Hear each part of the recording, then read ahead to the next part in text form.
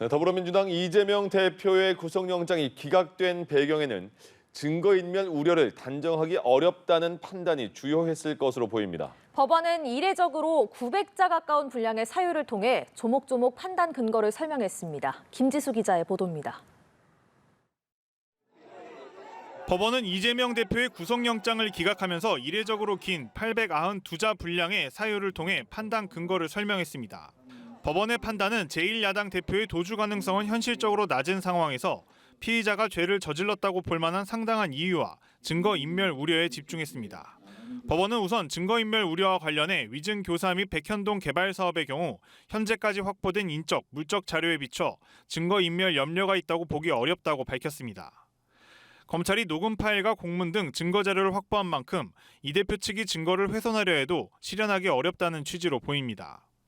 대북 송금 의혹에 대해서는 이화영 전 경기도 평화부지사에게 가해진 회유, 압박 정황에 대해서 피의자가 직접 개입했다고 단정할 만한 자료는 부족하다고 했습니다.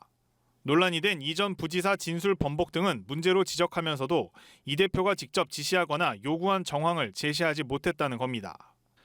아울러 진술의 변화는 결국 진술 신빙성 여부의 판단 영역이라고 밝혀 이 전 부지사가 이 대표에게 직접 보고했다는 등 진술이 바뀐 경위는 재판을 통해 따져볼 일이라고 봤습니다. 법원은 검찰이 이 대표에게 적용한 범죄 혐의 소명에 관해선 각각 다른 판단을 내놓았습니다. 대북 송금 의혹 관련 뇌물 혐의는 다툼의 여지가 있어 보인다면서 혐의 소명이 부족하다고 판단했습니다. 반면 위증교사 혐의는 소명되는 것으로 보인다고 밝혔습니다.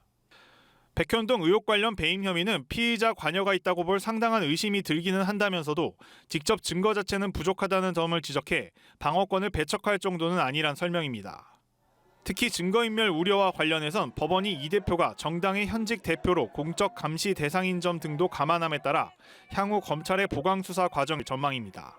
연합뉴스TV 김지수입니다.